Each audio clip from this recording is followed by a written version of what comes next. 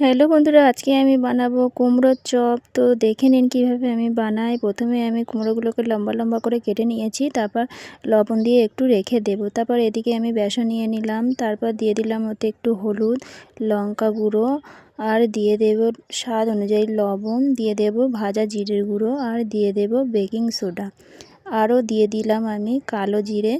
দিয়ে ভালোভাবে অল্প অল্প জল দিয়ে আমি বেসনটাকে ব্যাটার বানিয়ে নেব। ব্যাটার বানিয়ে নেওয়া হয়ে গেছে। এবার আমি কড়াইতে তেল দিয়ে দেব। তেলটা দেওয়ার পর আমি একটা করে কুমড়োর পিস বেসনে দিয়ে ডুবিয়ে তেলে দিয়ে দেব।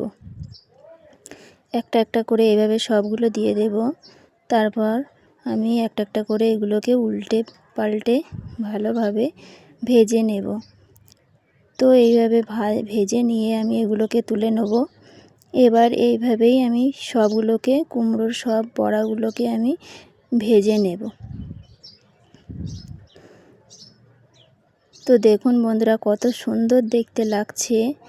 আপনারাও এইভাবে বানিয়ে দেখবেন, খুব সুন্দর লাগে খেতে এই কুমড়োর চপ।